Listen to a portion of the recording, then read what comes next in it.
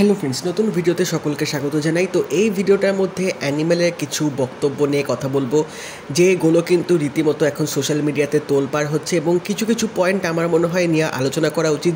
কারণ কিছু পয়েন্ট আমার দেখে মনে হয়েছে যে ঠিক আছে, যেগুলো মানে বক্তব্য যে মতামতগুলো উঠছে সেগুলো ভ্যালিড, যেগুলো জাস্টিফাইড, এবং কিছু কিছু পয়েন্ট আছে যেগুলো আমার মনে হয় যারা বলছে তারা হয়তো ব্যাপারটা বুঝতে পারেনি, ক্যারেক্টারটার হয়তো ব্যাপারে তারা হয়তো অতটাও অবগত না, বা ক্যারেক্টারটার ওপর দিয়ে কী যাচ্ছে তারা হয়তো সেই জিনিসটা ধরতে পারেনি, যার জন্যে কিছু বেসলেস এবং অনেক এরকম কথা, অনেক রকম কন্ট্রোভার্সি উঠে আসছে।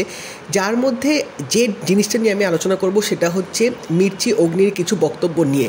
কারণ রেডিও মির্চি ফেসবুক পেজে কিছুদিন আগে অ্যানিমেলের তারা একটা রিভিউ ছেড়েছিল, ক্যাপশন দিয়ে অ্যানিমেল হিট অর হেড, যেখানে মির্চি অগ্নি এবং তার বন্ধু অ্যানিমেল মুভিটা নিয়ে ডিসকাস করেছে। বাট মুভিটার ডিসকাশনের বদলে তারা মুভির কিছু পয়েন্ট নিয়ে কথা বলেছে যেগুলো আমার মনে হয় আলোচনা করা উচিত। তো সেগুলো নিয়ে আমি আমার মতামতটা শেয়ার করব। তো তোমরা যদি চ্যানেল নতুন হয়ে থাকো, চ্যানেলটা অবশ্যই সাবস্ক্রাইব করে দিও, যাতে এরকম রিভিউ, রিয়াকশনস, অনেক রকম আপডেটস তোমরা চ্যানেলটার মধ্যে পেয়ে যাবে, এবং নোটিফিকেশন বেলটা কিন্তু অল করে দিও, যাতে প্রত্যেকটা ভিডিও আসতে তোমরা নোটিফিকেশন কিন্তু পেয়ে যাবে। তো মির্চি অগ্নি এবং তার বন্ধু তারা দুজনে মিলে একটা ভিডিওতে তারা অনেক রকম তারা কন্টেন্ট নিয়ে ফিল্মটা রিলেটেড কথাবার্তা বলেছে, যার মধ্যে টু বি অনেস্ট তার যে কলিগ ছিল, তার কলিগ যেভাবে জিনিসগুলোকে বিশ্লেষণ করেছেন, যে ক্যারেক্টারটার মানে সাইকো জিনিসটা কীরকম চলছে, তার থিঙ্কিংটা কী, এবং তিনি যে যে টার্মগুলো বা তিনি যে লজিকগুলো দিয়ে জিনিসটাকে এক্সপ্লেন করছে সেগুলো কিন্তু মানে আমার বেশ ভ্যালিড এবং আমার মোটামুটি জাস্টিফাইড লেগেছে। বাট মির্চি অগ্নির যে দুটো পয়েন্ট নিয়ে তিনি যে মতামতটা প্রকাশ করেছে, রাদা বলা যেতে পারে তিনি মতামত প্রকাশ করেনি, তিনি জাস্ট বলে দিয়েছেন যে তার ওই দুটো সিন তার সেরকম ভালো লাগেনি, তার সেরকম পোষায়নি। বাট কেন পোষায়নি, কিসের জন্য, সেরকম বিশ্লেষণ, সেরকম জাস্টিফিকেশান তিনি কিন্তু ভিডিওটার মধ্যে প্রপার দেয়নি।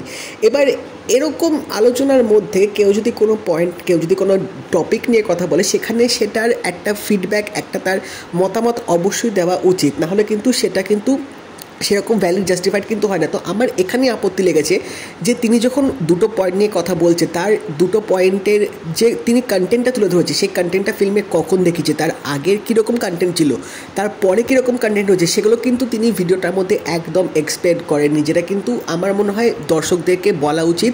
এটা নিয়ে কিন্তু আমি তোমাদের সাথে আলোচনা করব। তো এখানে তিনি যে দুটো পয়েন্ট নিয়ে কথা বলেছে, এক একটা পয়েন্ট নিয়ে আমি ডিসকাস করবো। ফার্স্ট পয়েন্টটা হচ্ছে তিনি এখানে বলছেন যে এখানে তিনি তৃপ্তি ডিমরি, মানে রণবীর কাপুরের যে ক্যারেক্টারটা প্লে করছে রণবিজয় সিং, তিনি তৃপ্তি ডিমরি ক্যারেক্টারটাকে বলেছে যে এসে টু লিক হিজ শু, রীতিমতো এরকম কিন্তু রণবীর কাপুরের ক্যারেক্টারটা বলেছে। তো এটা নিয়ে তিনি আপত্তিকর জানিয়েছে। এবার কেন আপত্তিকর জানিয়েছে সেটা কিন্তু প্রপার বিশ্লেষণ দেয়নি। এবার তোমরা যদি ফিল্মটা দেখে থাকো, সেখানে কিন্তু এই সিনটার আগের যে মোমেন্টটা হয়েছে বা সেই সিনটার পরের যে মোমেন্টটা হয়েছে, এবং তোমাদেরকে বুঝতে হবে রণবীর কাপুরের যে ক্যারেক্টারটা, তার যে মেন্টালিটি, তার যে থট প্রসেস, তিনি জিনিসগুলোকে যেভাবে দেখছেন সেগুলো কিন্তু আর সাধারণ পাঁচটা মানুষের মতো কিন্তু না, সেটা কিন্তু সম্পূর্ণ আলাদা। কারণ এখানে তার বাবার প্রতি যে অবসেশন, তার বাবার প্রতি যে ভালোবাসা, মানে এতটা লেভেলের ভালোবাসা যে কেউ তার বাবাকে ক্ষতি করতে চাইলে তিনি তাকে মেরে ফেলতেও দ্বিধাবোধ করবেন না, এবং সেটার ফলস্বরূপ কিন্তু আমরা ফিল্মের মধ্যে দেখতে পেয়েছি। কারণ এখানে যখন রশ্মিকা মান্দানা বলবে যে তিনি মানে উইশ করতেন যে তার বাবা যাতে তখন মারা যেত, তিনি কিন্তু তার বউয়ের গলা টিপে ধরতেও কিন্তু দ্বিধাবোধ করবে না। তো এখান থেকেই বোঝা যাচ্ছে যে তার বাবার প্রতি এতটাই ভালোবাসা যে ছেলে হোক মেয়ে হোক তিনি মানে কিছু অতটা ভাববেন না, তিনি তাকে খতম করে দেবেন। বাট হ্যাঁ, রেসপেক্ট, একটা হিউম্যানিটি, একটা আলাদা লাভ অবশ্যই কিন্তু তার ক্যারেক্টারটার মধ্যে আছে। তো এখানে যখন তিনি জানতে পারবেন যে জয়া নিজের মুখ থেকে বলছেন যে তিনি এখানে কেন এসছে, তার মোটিভটা কী ছিল, এবং তিনি যখন জানতে পারবেন যে তিনি একজন enemy, she is a mole in the family, তো তার যে তখন একটা আফটার রিয়াকশান, তখন ইনস্ট্যান্ট যেটা রিয়াকশান আসবে, সেই রিয়াকশানে তিনি তখন বলবেন যে এসে জুতোটা চাটতে, কিন্তু তিনি কিন্তু তাকে দিয়ে জুতোটা কিন্তু চাটাবে না, তিনি কিন্তু সেটা করেনি। কারণ এখানেই কিন্তু তার একটা ক্যারেক্টারটার মধ্যে যত থাকুক, যত অ্যাংরি থাকুক, যত ওয়াইল্ড ব্যাপারটা থাকুক, তার মধ্যেও কিন্তু একটা বেসিক হিউম্যানিটি বা একটা সিম্পল লাভ কিন্তু অবশ্যই আছে, এবং মেয়েদের প্রতি তার ক্যারেক্টারটা কিন্তু অনেকটা রেসপেক্ট দেয়। সেটা কিন্তু ফিল্মে তোমরা অনেক সিনে কিন্তু দেখলে বুঝতে পারবে। কারণ এখানে রশ্মিকা মান্দানার প্রতি যে ভালোবাসা, তার প্রতি যে কেয়ারিং, বা তার দিদির প্রতি যে কেয়ারিং, তার দিদির প্রতি যে একটা মানে প্রোটেক্টিভ করা, তার মার প্রতি ভালোবাসা, এবং বলা যেতে পারে ভিলেনদের বউকেও তিনি কিন্তু মারেননি, তার বউকেও কিন্তু ওখানে তিনি প্রোটেক্ট করে রেখেছিলেন, যে এক্সপেক্টেড করছিল যে বেবি দেবে, যে আবরারের যে বউ ছিল। তো তার কিন্তু ক্যারেক্টারটা সেরকমই, বাট হ্যাঁ তিনি যেহেতু একটু অন্য ধরনের মানুষ, চট করে খোঁজে যান, চট করে রেগে যান, এবং তার বাবার প্রতি এতটা ভালোবাসা যে তিনি যখন বুঝতে পারছেন যে তার ফ্যামিলির ওপর একের পর এক অ্যাটাক হচ্ছে, তার বাবার ওপর একের পর এক অ্যাটাক হচ্ছে, এবং সিরিয়াসলি তিনি তখন মানে শান্তভাবে বসে থাকবে না। That's the fucking truth. তার ক্যারেক্টারটা যেভাবে দেখিয়েছে, তো সেখানে কিন্তু তিনি জাস্ট তখন ইনস্ট্যান্ট রিয়াকশানে বলেছিলেন ওকে যে এসে জুতোটা চাটতে, বাট তিনি কিন্তু চাটতে দেননি। যদি চাটতে দিত তাহলে কিন্তু ইস্যুটা অন্যরকম হতো, বাট তিনি কিন্তু ওখানে করেননি। ইভেন তিনি বেরিয়ে তার যে ভাইদেরকে ডেকে নিয়ে আসবে অ্যাজ আ বডিগার্ড, তাদেরকে কিন্তু বলবেন যে মেয়েটাকে যেন কিছু না হয়, তিনি যেখানে যেতে চান সেখানে যেন তাকে ছেড়ে দিয়ে আসা হয়। তো এখান থেকে তার ক্যারেক্টারটা কিন্তু অনেক রকম শেডস, অনেক রকম ইমোশনস, অনেক রকম থট প্রসেস কিন্তু বেরিয়ে আসছে। তিনি একদিকে যেরকম একটু অন্য টাইপের, অন্যদিকেও কিন্তু মেয়েদের প্রতি একটা তার রেসপেক্ট, একটা তার একটু লাভও যদি হয় সেটাও কিন্তু থেকে আছে। এই জিনিসটাই কিন্তু লোকদের বুঝতে অসুবিধা হচ্ছে, এই জিনিসটা কিন্তু লোকরা মানে ব্যাপারটা কিন্তু ঠিকভাবে বিশ্লেষণ করতে পারছে না, কারণ তার ক্যারেক্টারটা এরকমই যে তিনি যেটা ঠিক ভাবছেন সেটা ঠিক ভাবছেন, এবং বাবার যখন ব্যাপারে আসছে তখন কিন্তু তিনি আগা পাঁচতলা অত কিন্তু ভাবছে না। খুব স্বাভাবিক ব্যাপার। তোমরা যদি তোমাদের দেখো যে তোমার বাবাদের প্রতি যদি কেউ এরকম অসম্মান করে, কেউ যদি খারাপ কিছু করে, তোমরা কিন্তু চুপ থাকবে না, তোমরা নিশ্চয়ই তখন হেসে খেলে সে মানুষের সাথে কথা বলবে না, বা তার সাথে খুব মানে একদম ফ্র্যাঙ্কলি ভালো এরকম হেসে খেলে বিহেভ করবে না। একটু হলেও তোমরা কথা শোনাবে, একটু হলেও মানে মিষ্টি মুখে যে কথা বলা সেটা শুনিয়ে দেবে, এটা কিন্তু হয়। বাট এখানে তার ক্যারেক্টারটা সেরকম না, তার ক্যারেক্টারটা অন্য ধরনের। তিনি সেই জন্যে ওরকম হিসেবে তার যেরকম মেন্টালিটি, তার যেরকম তিনি ক্যারেক্টারিস্টিক্স, তার যেরকম থট প্রসেস, তিনি সেই হিসেবে কিন্তু ইনস্ট্যান্ট রিয়াকশানে সেটা তখন করেছে, বাট তিনি কিন্তু করতে দেননি। এটা অডিয়েন্সদের বুঝতে হবে যে তিনি কিন্তু আর পাঁচটা মানুষদের মতো সাধারণ না, তার যে বিহেভিয়ার, তার যে ক্যারেক্টারিস্টিক্স সেটা কিন্তু পাঁচটা মানুষদের মতো নর্মাল না, পাঁচটা মানুষদের মতো না। তাই জন্যে কিন্তু তাকে সবার থেকে আলাদা মতো করা হয়েছে, তার জন্যেই কিন্তু ফিল্মটার নাম অ্যানিমেল দেওয়া হয়েছে, কারণ he is a fucking beast.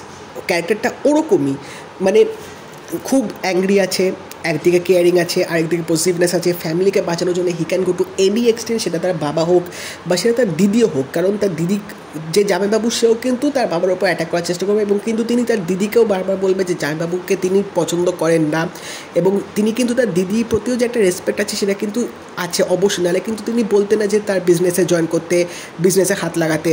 অবশ্যই মেয়েদের প্রতি এই ক্যারেক্টারটার একটা সফটনেস আছে, কিন্তু সেটা তিনি সবসময় দেখান না, কারণ তিনি তাকে সেইভাবে চান না যে রিপ্রেজেন্ট করতে ফ্যামিলিদের মধ্যে।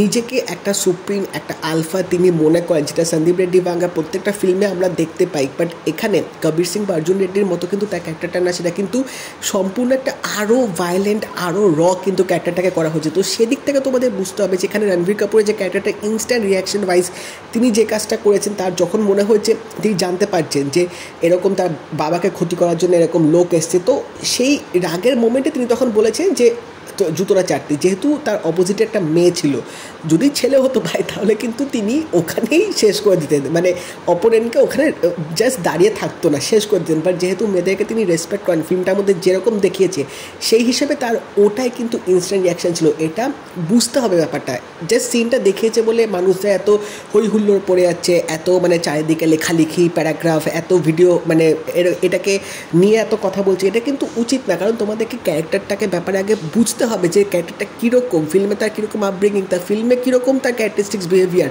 এবং ওই সিনটার আগের সিনটা কী ছিল, পরের সিনটা কী ছিল, তিনি কি সত্যিই করিয়েছেন কি না, এই জিনিসগুলো তোমরা যদি বুঝতে, যদি জানতে বা মির্চি অগ্নি যদি ব্যাপারটা বুঝতে পারতো, তাহলে আশা করছি তিনি হয়তো একটা প্রপার ভ্যালিডেশন বা প্রপার একটা জাস্টিফিকেশান দিয়ে হয়তো করতো। এবার হ্যাঁ, সবার অনেক সিন খারাপ লাগতে পারে, ভালো লাগতে পারে, বাট খারাপ কেন লাগছে ভাই, সেটার তো একটা মিনিমাম একটা তো জাস্টিফিকেশান দেওয়া উচিত, যেটা ভিডিওটার মধ্যে দেওয়া ছিল না। সেটা নিয়ে আমার মনে হলো তখন তোমাদের সাথে এই ব্যাপারটা নিয়ে কথা বলা উচিত ছিল। আচ্ছা, এবার নেক্সট যে পয়েন্টটা নিয়ে কথা বলবো, যেটাও তিনি ভিডিওর মধ্যে আলোচনা করেছেন, সেটা হচ্ছে রণবিজয় সিংয়ের যে ক্যারেক্টারটা, তিনি রশ্মিকা মান্দানা মানে তার যে গীতাঞ্জলি, যে তার মানে গার্লফ্রেন্ড, হবু গার্লফ্রেন্ড তখনও হয়নি, তিনি তাকে কমপ্লিমেন্ট দিচ্ছে যে তার পেলভিসটা খুব বড়, তিনি একটা হেলদি বেবি তিনি ডেলিভার করতে পারবেন। এইটা নিয়ে এবার লোকজনের অনেক রকম প্রবলেমেটিক ব্যাপার স্যাপার আসছে, অনেক রকম মতামত শেয়ার করছে, বাট অ্যাজ ইউজুয়াল এখানেও তিনি ভিডিওতে সেরকম প্রপার জাস্টিফিকেশান দেননি তার কি মতামত, কেন তিনি এরকম মানে মনে করেন যে এটা ঠিক বলা উচিত না। তো আমার এখানে মনে হয় এখানে রণবীর কাপুরের যে ক্যারেক্টারটা, ফার্স্ট অফ অল তিনি কিন্তু এরকম নেকুপুসু ভালোবাসা যে তিনি মানে জাস্ট ইমোশনসে তিনি বয়ে যাবেন বা তিনি আর 5টা সাধারণ প্রেমিকের মতো তিনি হবেন, এখানে কিন্তু তার ক্যারেক্টারটা সেরকম না। এখানে কিন্তু তিনি সেরকম ধরনের প্রেমিক না, এটা কিন্তু ফার্স্ট অফ অল বুঝতে হবে। কারণ ফিল্মে তিনি যেরকম তার লাভটা এক্সপ্রেস করেছে তার গার্লফ্রেন্ডের কাছে, তার বউয়ের কাছে, সেটা কিন্তু একদম সম্পূর্ণ আলাদা। মানে এরকম এক্সপ্রেশন কিন্তু সচরাচর আমরা দেখে থাকি না। এবং এখানে জানতে হবে তার যে ক্যারেক্টারটার মানে বৈশিষ্ট্য, তার মাথার মধ্যে যে জিনিসগুলো চলছে, তিনি যেরকম ছোটো থেকে বড় হয়েছে বা তিনি যে জিনিসগুলো বিশ্বাসী, একটা অ্যালফা, একটা সুপ্রিম মেল, তিনি যেরকম মানে নিজেকে বিশ্বাস করেন, সেই হিসেবে দেখতে গেলে তার যে এক্সপ্রেশনটা সেটা কিন্তু সম্পূর্ণ আলাদা হবে। এটা কিন্তু ভাই এটা বোঝা উচিত, এটা কিন্তু জানা কথা। কারণ এই ফিল্মের মধ্যে তিনি যখন তার মানে এক্সপ্রেশনটা তিনি যেরকম তার জাহির করেছে রশ্মিকার আগেনস্টে, মানে তার গীতাঞ্জলি ক্যারেক্টারটার আগেনস্টে ভালোবাসাটা তিনি যেভাবে দেখিয়েছেন সেটা কিন্তু সচরাচর হয় না, সেটা কিন্তু সচরাচর আমরা দেখে থাকি না। কারণ এখানে ফিল্মে উনি কিন্তু অনেকটা ফিজিক্যালি অ্যাট্রাক্টেড, মানে ইমোশনালি অ্যাট্রাক্টেড হওয়ার থেকেও কিন্তু তিনি মানে বেশ ক্যারেক্টার তার মানে তার গার্লফ্রেন্ডের প্রতি কিন্তু ফিজিক্যালি অ্যাট্রাক্টেড আছেন। এবং সেটাই তিনি মনে করেন যে একটা পার্ট অফ এক্সপ্রেশন, তার ভালোবাসাটাকে এক্সপ্রেস করা, যার জন্য কিন্তু ফিল্মে এরকম অনেক মোমেন্টে দেখতে পাবে যে তিনি অনেক কাণ্ড করে বেড়াচ্ছেন, তার বউকে অনেক রকম কথা মানে তিনি বলছেন। সেখান থেকে বোঝা উচিত যে তিনি কিন্তু নেকুপুসু ভালোবাসা টাইপের বিশ্বাস করেন না, যে প্রেমপত্র লিখবে বা গার্লফ্রেন্ডের মানে ইমোশনসকে বলবে বা তিনি মানে ন্যাচারাল বিউটি নিয়ে তিনি তারিফ করবেন, তিনি এসব বিশ্বাস করেন। তিনি স্ট্রেট পয়েন্টে, টু দ্য পয়েন্টে একদম তিনি বলে দিয়েছেন যেটা তার মনে হয়, তিনি যেভাবে এক্সপ্রেস করতে স্বাচ্ছন্দ্য বোধ করেন তিনি সেভাবে কিন্তু করেছে। এবং এখানে আরেকটা ব্যাপারও জানতে হবে, গীতাঞ্জলি ক্যারেক্টারটা তিনি কিন্তু জানেন যে এখানে রণবিজয় সিংয়ের যে তার ক্যারেক্টারটা কীরকম, তিনি কীভাবে জিনিস কথা বলতে চান, তিনি কী কী জিনিসে কমফোর্টেবল, তার এক্সপ্রেস করার ব্যাপারটাকে তিনি কিন্তু ভালো করে বোঝেন। কারণ না হলে যদি এরকম ব্যাপারটা উল্টো হতো তাহলে ওই কথাটা বলার পর কিন্তু সিনটা অন্যরকম হতো, সিচুয়েশানটা কিন্তু অন্যরকম হতো। বাট এখানে যেহেতু তারা দুজনে ছোটোবেলা থেকে বন্ধু, একে অপরকে পছন্দ করে, গীতাঞ্জলি জানে যে এই ছেলেটা কীরকম, ছেলেটার এক্সপ্রেশন কীরকম, ছেলেটার ভালোবাসা এক্সপ্রেস করাটা কীরকম, সেখান থেকে কিন্তু তিনি জিনিসটাকে অ্যাকসেপ্ট করে নিয়েছেন। সেই জন্যে তারা দুজনে যখন আলোচনা করছে, তিনি যখন কথাটা বলছেন, তিনি কিন্তু ওভার রিয়াক্ট বা তিনি কিন্তু অন্যরকম রিয়াক্ট করেনি। কারণ তিনি জানেন যে এরকমই কথা বলতে কমফোর্টেবল করে বা তার এরকমই কিন্তু জিনিসপত্রগুলো আছে। তো এটা মানুষদের বুঝতে হবে, একটা প্রেমিক প্রেমিকার ওয়ে অফ এক্সপ্রেশন কিন্তু সবসময় সবার মতো কিন্তু সেম হয় না, ডিফারেন্স হতেই পারে, ডিফারেন্টভাবে এক্সপ্রেশন করতেই পারে। এবং সেটা যদি একটা কাপলদের মধ্যে তারা যদি কমফোর্টেবল হয়, তাহলে ভাই অন্য লোকেদের এত কিসের সমস্যা, অন্য লোকেদের এত কিসের চুলকানি, এত কিসের মতামত, আমি ভাই লিটারেলি বুঝি না। সবাইকে যে সেম হতে হবে, সবাইকে যে প্রেমপত্র লিখেই ভালোবাসা এক্সপ্রেস করতে হবে, সবাইকে যে ন্যাচারাল বিউটি, চোখ কান এসব নিয়ে মানে কথা বলেছে তারিফ করতে হবে, এরকম কোথাও লেখা নেই। সবার যে ওয়ে অফ এক্সপ্রেশন, ভালোবাসাটাকে এক্সপ্রেস করা, সেটা সেম হয় না। কেউ ইমোশনালভাবে অ্যাট্রাক্টেড থাকে, কেউ ফিজিক্যালভাবে অ্যাট্রাক্টেড থাকে, কেউ একটা মেয়ের ফিজিক্যাল বডি পার্টকে কমপ্লিমেন্ট দিচ্ছে তার হবু গার্লফ্রেন্ডকে, এবং যাকে দিচ্ছে সে জানে যে ভাই ছেলেটা এরকম, আমি তাকে পছন্দ করি, সে এইভাবে কথাবার্তা বলে, সেজন্য তিনি ব্যাপারটাকে অ্যাকসেপ্ট করছে। নাহলে কিন্তু এটা ওভার রিয়াক্ট বা অন্যরকম রিয়াকশন কিন্তু হয়ে যেত। তো সেখানে যদি রণবীর কাপুরের ক্যারেক্টারটাই এরকম, কারণ মানে এরকম অনেক সিনে তোমরা দেখলে ব্যাপারটা বুঝতে পারবে যে সে ইমোশনালি একটু অ্যাটাচ হওয়ার থেকেও তার এই ফিজিক্যাল অ্যাটাচমেন্টটা তার অনেক বেশি আছে। তো এটা যখন গীতাঞ্জলি নিজেও জানে, নিজেও যখন অ্যাকসেপ্ট করে নিচ্ছে, তাহলে অন্য লোকেদের ভাই এখানে মতামতটা কোত্থেকে আসছে, সমস্যাটা কোত্থেকে আসছে আমি বুঝি না। কারণ সবার এক্সপ্রেশন সেম হয় না। এবং এখানে ফিল্মে যেভাবে দেখিয়েছে দুজনের মধ্যে যেরকম কথাবার্তা হচ্ছে, ইটস কমপ্লিটলি জাস্টিফাইড। একটা কাপলদের বা কাপল না বলা যেতে পারে, দুজনে একটা প্রাইভেটলি তারা যে জিনিসগুলো কথাবার্তা বলছে, ঠিক আছে হতেই পারে। এইটা নিয়ে ভাই খারাপ লাগলো, এভাবে কেন কথা বললো, এভাবে কথা বলা উচিত হয়নি, জাস্ট বেসলেস, এগুলো কোনো মানেই হয় না। বাট হ্যাঁ, যে জিনিসটা নিয়ে আমি কথা বলবো, যেটা আমার মনে হয় আরেকটু ঠিকভাবে হয়তো দেখাতে পারতো, যেটা আমার মনে হয় উচিত হয়নি, সেটা হচ্ছে এখানে চিটিংটাকে গ্লোরিফাই করা।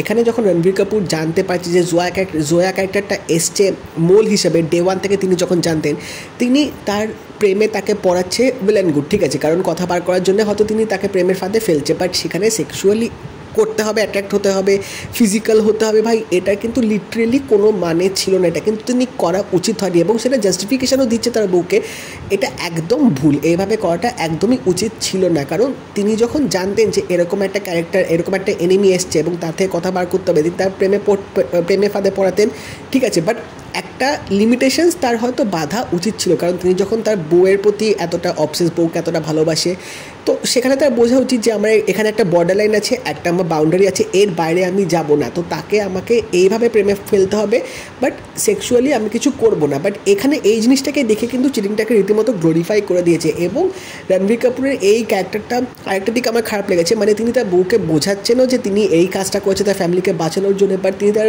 মানে ওই বডিগার্ড বন্ধুদেরকে বলছে যে জয়াকে ভাবি বলে ডাকতে। কেন ভাই, কেন? তিনি যখন একদিক থেকে জাস্টিফিকেশান দিচ্ছে বউকে, তখন তার ভাবা উচিত হয়নি যে তিনি তার বন্ধুদেরকে কেন বলছে জয়াকে ভাবি বলে ডাকতে, যখন তিনি জানেন যে she is a mole in his family. বোঝা উচিত ছিল। তো এখানে তার ক্যারেক্টারটা কিন্তু একটু নোংরাভাবে, একটু অন্যভাবে দেখেছে, যেটা আমার মনে হয় একদমই উচিত হয়নি। এটা একটু ঠিকভাবে হয়তো দেখাতে পারতো, ব্যাপারটাকে একটু ভালোভাবে যদি রিপ্রেজেন্ট করতো, তাহলে হয়তো এই সিনটা নিয়ে এতটা হয়তো ব্যাকক্লাশ হতো না। বাট আমার মনে হয় এই সিনটা নিয়ে জাস্টিফাইড।